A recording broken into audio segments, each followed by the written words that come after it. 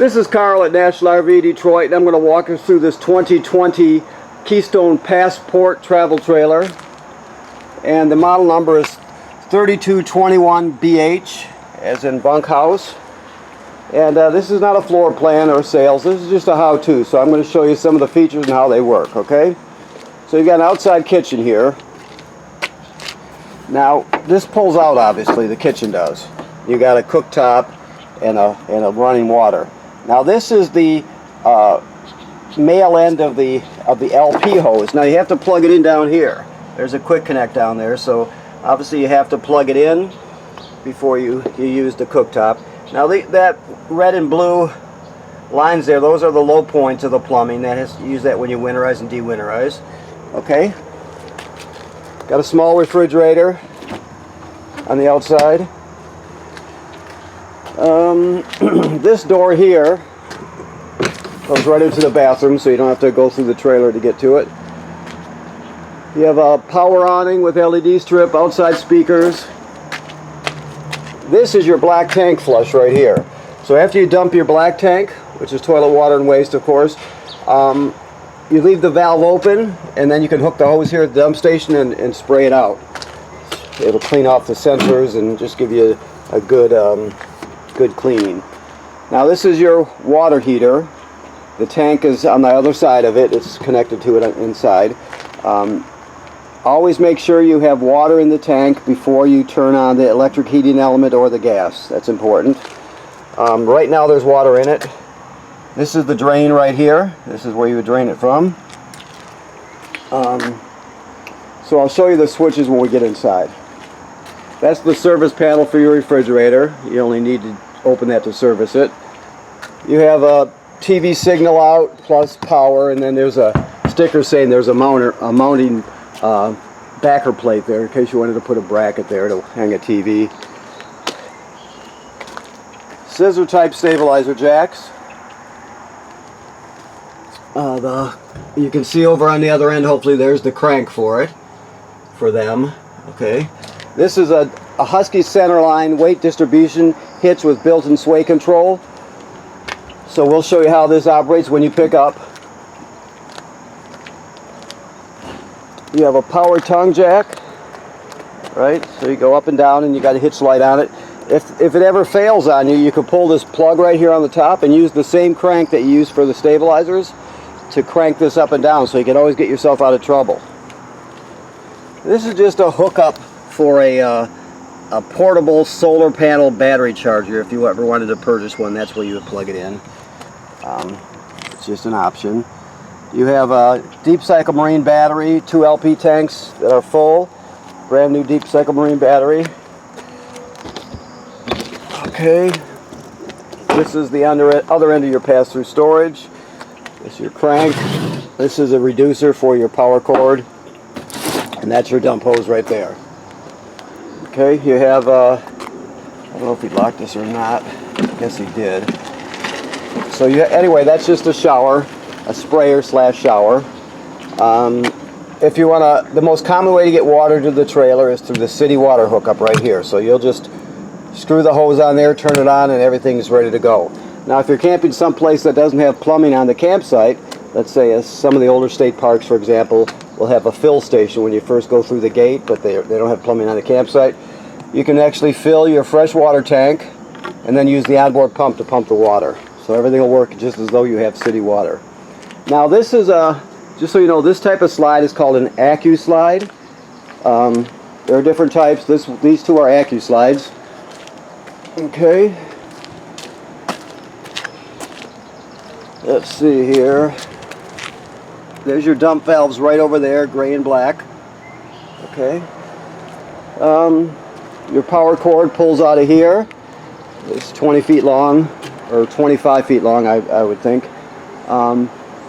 That panel there is telling you it's pre-wired for a backup camera if you ever wanted to add one.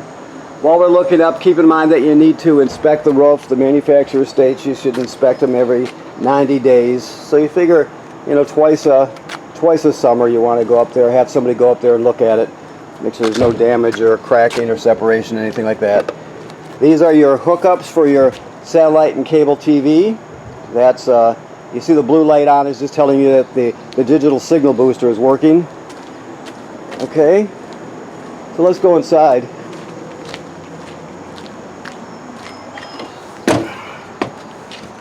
Okay, so pick up the keys here.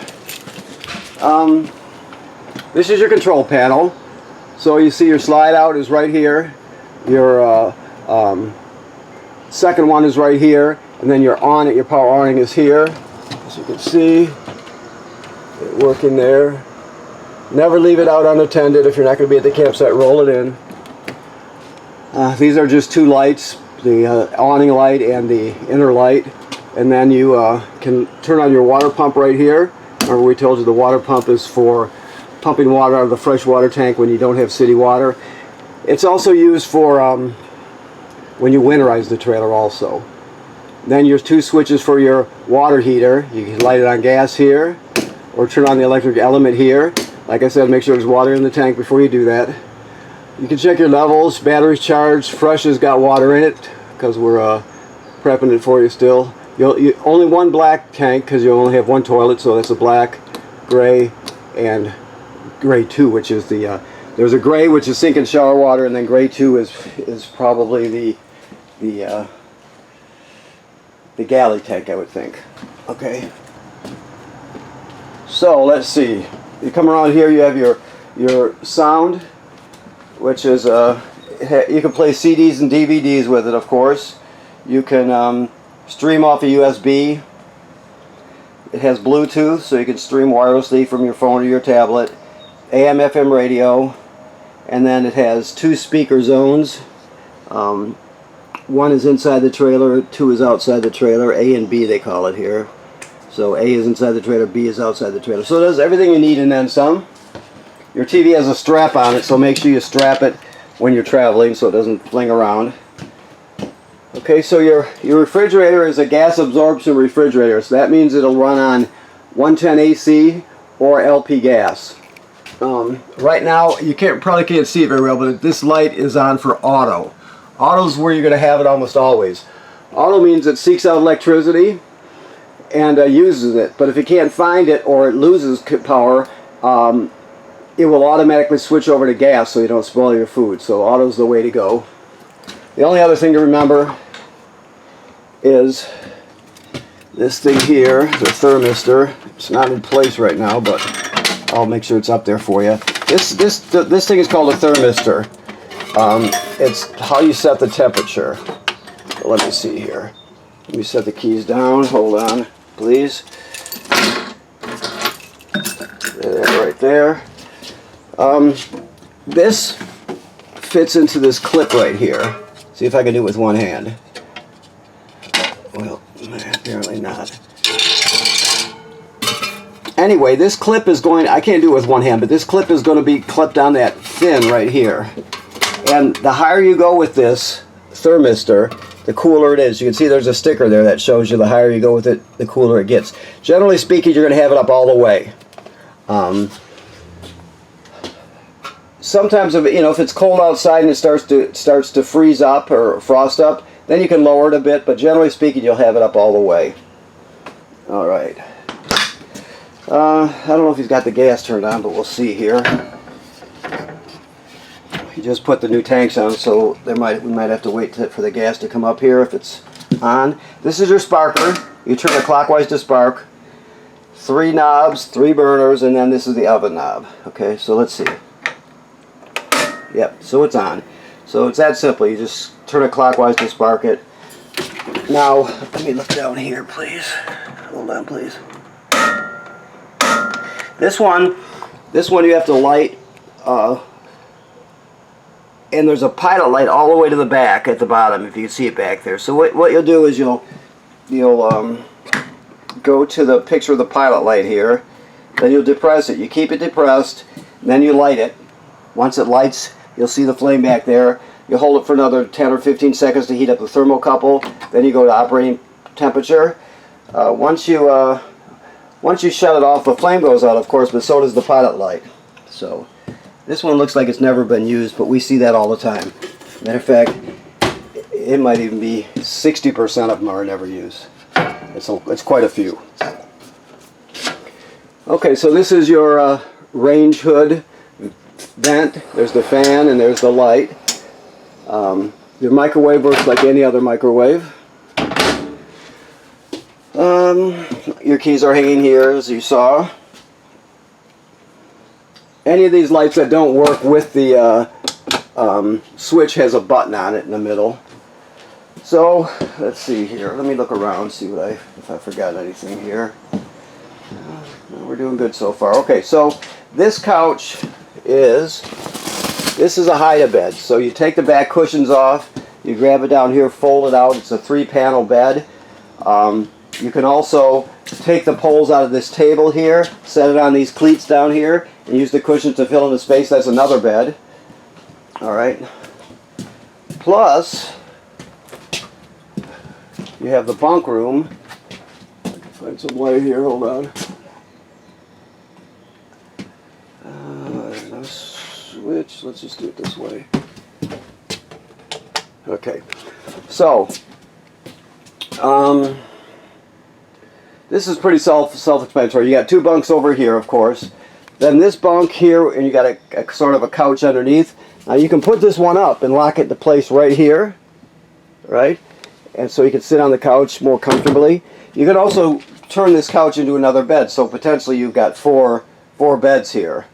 So you think, you know, with 4 beds here plus the dinette is a 5th one, and then the couch hide-a-bed is a 6th one. So you got quite a bit of room to sleep in here. All right, this device here is a power converter.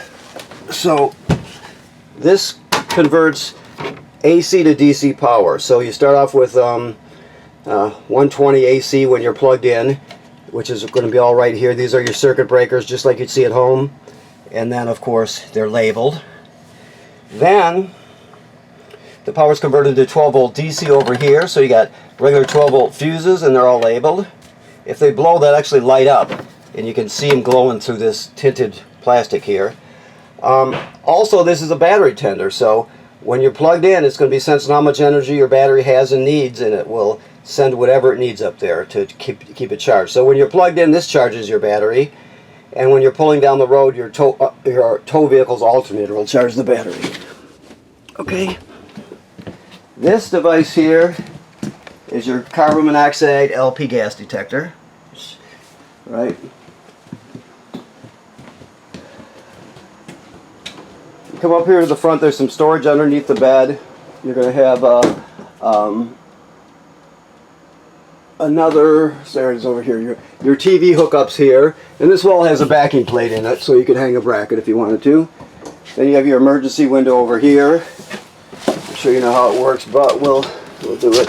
You push it all the way through like that, all the way through. Then you grab hold of this red tab and pull the screen out. And then you can exit out in an emergency. Okay. Got sliding doors here. It's got a closet / pantry here. So a lot of storage space, a lot of sleeping space. Okay. So I want to thank you for purchasing your trailer here at National RV Detroit. Please remember what I said about inspecting the roof. It's an important thing to do. Anybody who owns a trailer should inspect it regularly. If you see something, get it taken care of immediately. And this trailer's been de-winterized now, so the antifreeze has been purged from the system. It's been replaced with fresh water. The water heater is in camping mode, so and it's full, so you're all ready to go. Okay? Thank you.